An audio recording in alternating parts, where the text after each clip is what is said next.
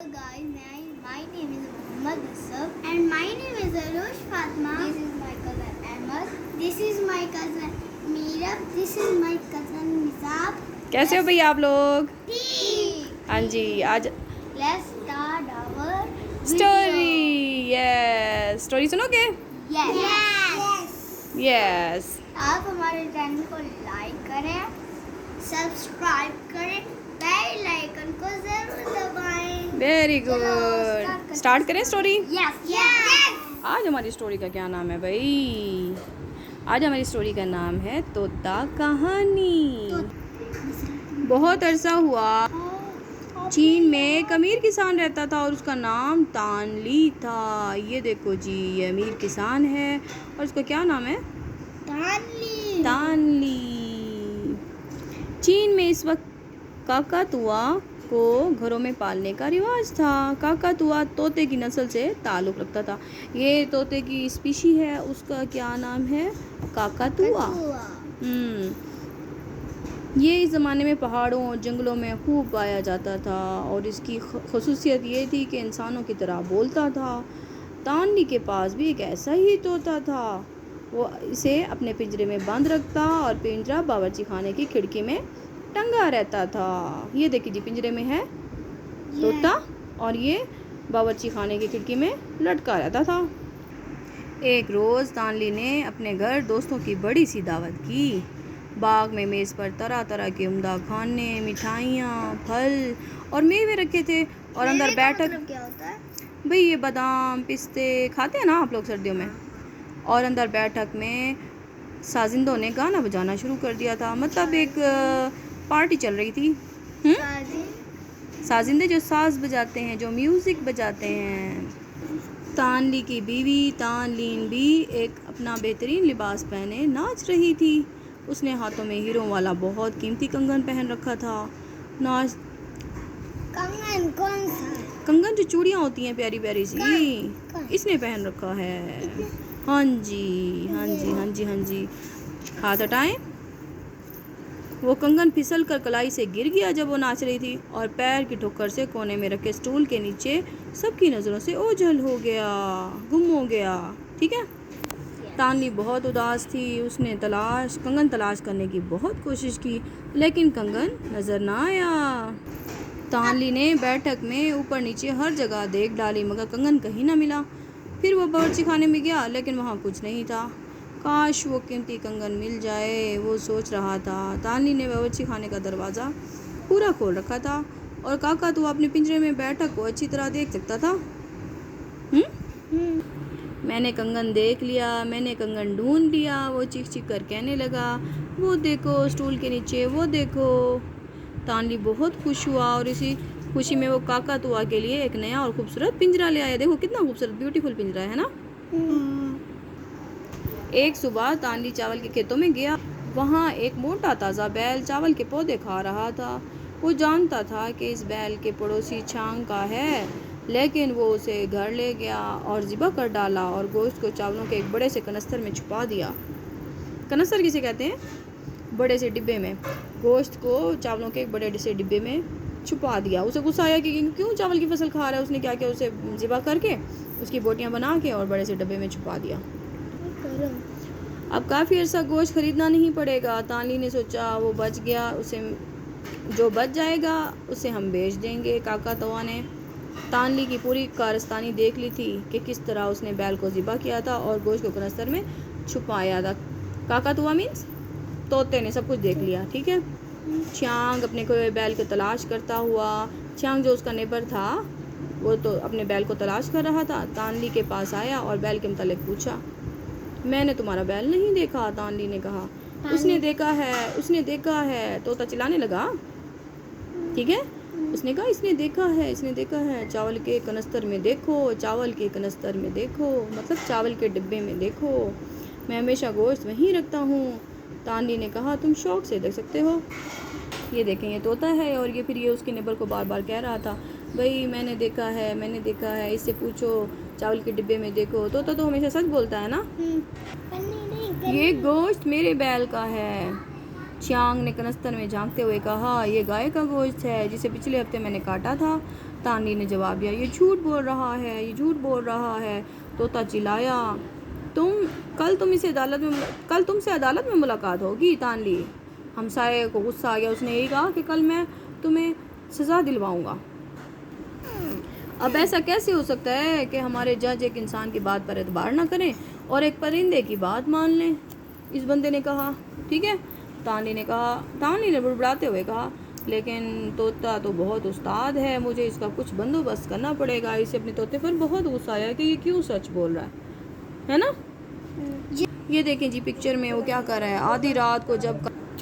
आधी रात को जब काकातुआ ने गहरी नींद सो रहा था, तानली ने उसका पिंजरा उठाया और बहुत आहिस्ता से संभाल कर परिंदे को पिंजरे समेत एक बड़े संदूक में बंद कर दिया।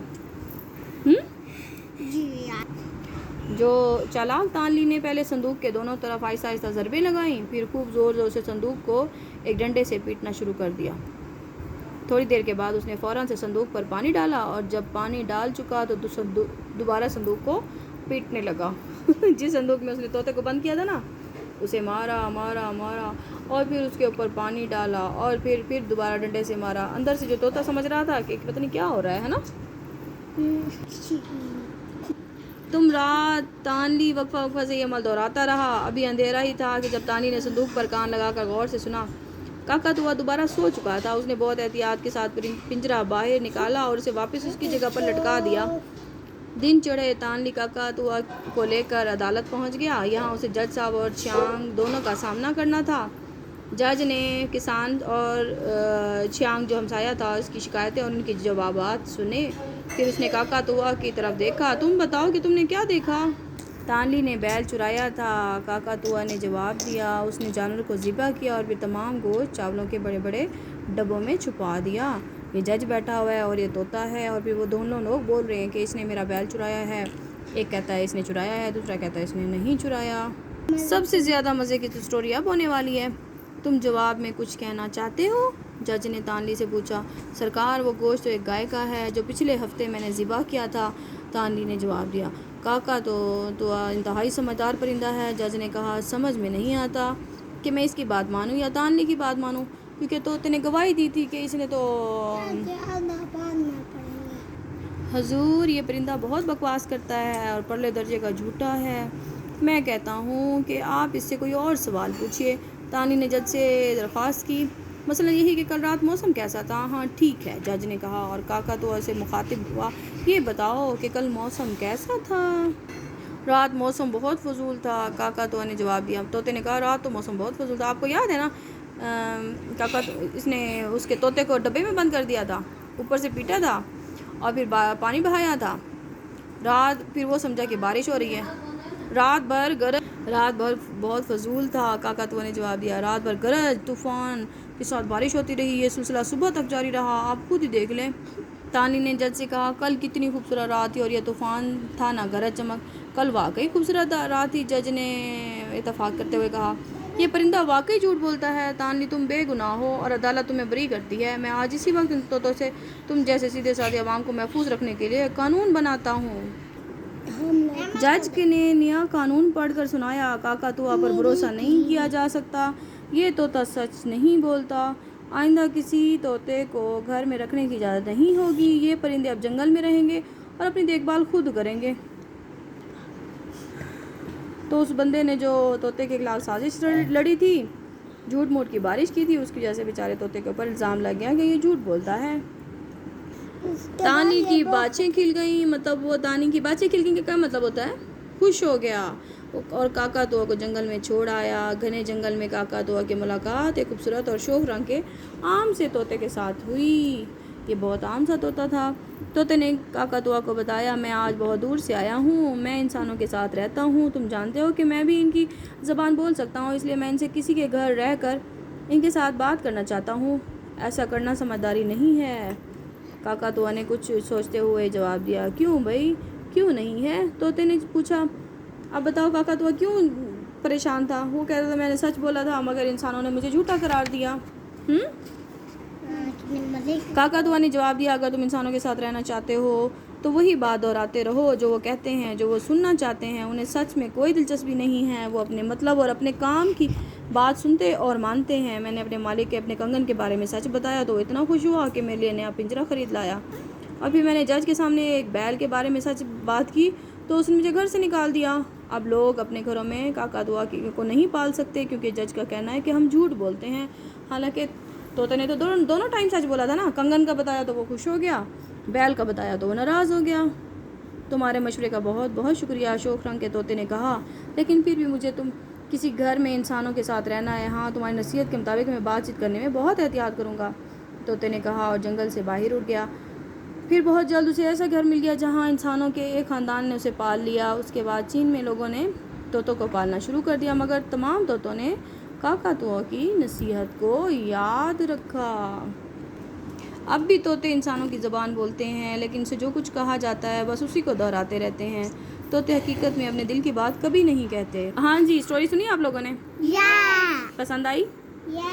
अच्छा, इसमें हमें क्या सबक मिलता है बताएं? कि कभी भी हमें झूठ नहीं बोलना चाहिए। इसमें ये कहा गया है कि इंसान तो झूठ बोलते हैं मगर परिंदे कभी झूठ नहीं बोलते, तोते कभी झूठ नहीं बोलते। तोते ने जब झूठ एक सच बोला तो इस पर उसके पनिशमेंट मिली और उसे जंगल में छोड़ दिया गया। तो बेचारे तोते अब वही बात दोहराते हैं जो इंसान बात दोहराते हैं।